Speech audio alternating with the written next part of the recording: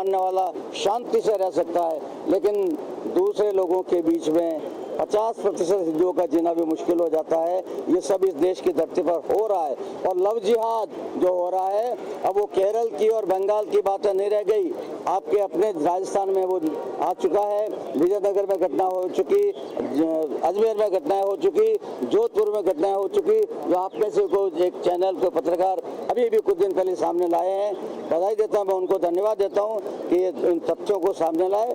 ये सारी बातें हमारी आंखों के सामने घटित हो रही है, और इसलिए अब यदि हम आंख मूंद के बैठते हैं तो फिर हम अपने विनाश को निमंत्रण देते हैं। और इस देश में लोकतंत्र, डेमोक्रेसी, धर्म स्वातंत्र्य, अभिव्यक्ति की आज़ादी तभी तक है जब तक यहाँ पर हिंदू बहुमत में है। जहाँ जहाँ भी बाकी लोगों का बहुमत हुआ है, वहाँ ये सारी बातें समाप्त हुई है। भारत में भी वो आशंका प्रबल हो रही है, और इसलिए धर्म परिवर्तन को रोकना अत्यंत आवश्यक है, इसलिए बिल लाया गया। ठीक है।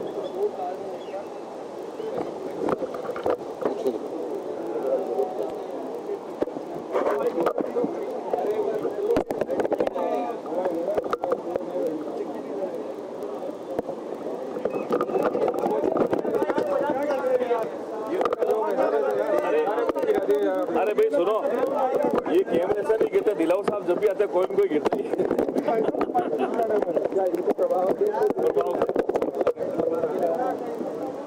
भैया मेरे छू भी नहीं है लोग।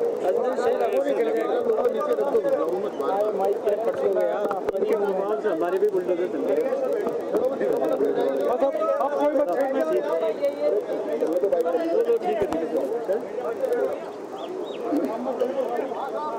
मैं राजस्थान की जनता को बधाई देता हूं, क्योंकि आज राजस्थान की विधानसभा में विधि विरुद्ध धर्म परिवर्तन प्रतिषेध बिल पास हो गया, और इसके कारण से अब जो जबरदस्ती, प्रलोभन, बलात् और अन्य कारणों से जो धर्म परिवर्तन कराते थे वो बिल्कुल प्रतिबंध हो गया है, और जो उसका उल्लंघन करेंगे उसके ऊपर कड़ी से कड़ी कार्रवाई की जाएगी, यानी आजीवन कारावास तक का प्रावधान इसमें किया गया है।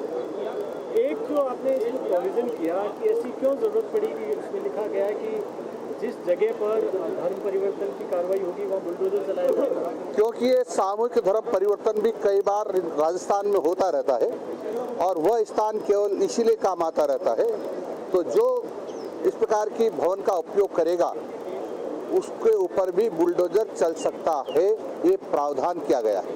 और विपक्ष कह रहा है कि देश में सबसे ज़्यादा कड़े आपने प्रावधान किए, 50 लाख की पेनल्टी, आजीवन कारावास, इतनी देश में सबसे बड़ी जो ये प्रावधान है, कड़े प्रावधान बढ़िया करना ही चाहिए, क्योंकि धर्म परिवर्तन केवल धर्म परिवर्तन नहीं है, ये राष्ट्रांतरण है, और इसके कारण से देश को खतरा होता है।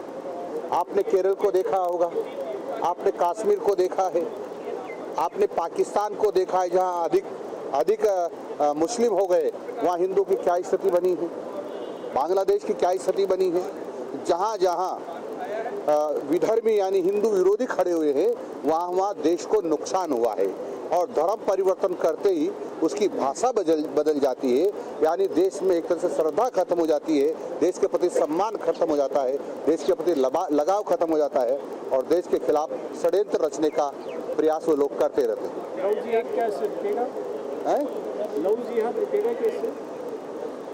लव जिहाद भी एक धर्म परिवर्तन कराने का एक षड्यंत्र है। मैं समझता हूं जो इस प्रकार के कृत्य करेंगे उनको, मैंने कहा पहले भी कहा कि कड़ी से कड़ी कार्रवाई होगी, और बड़ा से बड़ा दंड मिलेगा, जिसमें आजीवन कारावास तक है। एक इसमें क्लास है कि प्राचीन मूल धर्म में वापसी पर ये धर्मांतरण कानून लागू नहीं होगा, इसका क्या? बिल्कुल नहीं होगा कि जैसे मैं मुसलमान बन जाता हूँ, ईसाई बन जाता हूँ, वापस यदि मेरे धर्म में मैं आना चाहता हूँ तो मुझे मेरे ऊपर कोई कानून लागू नहीं होगा। लेकिन जो लोग मूल में जो हजारों साल पहले से जिनकी पीढ़ियाँ जिस धर्म की है और वो आज धर्म परिवर्तन करना चाहता है तो उस पर लागू होगा। विपक्ष का कहना है कि अपना राजनीतिक स्वार्थ साधने के लिए ये बिल लाया गया। ये राजनीतिक स्वार्थ नहीं है, ये देश की मजबूती के लिए है, देश की रक्षा के लिए है और देश के सम्मान के लिए है। ये बिल लाया गया है ताकि धर्मांतरण न हो और लोग राष्ट्रांतरण की तरफ न बढ़े।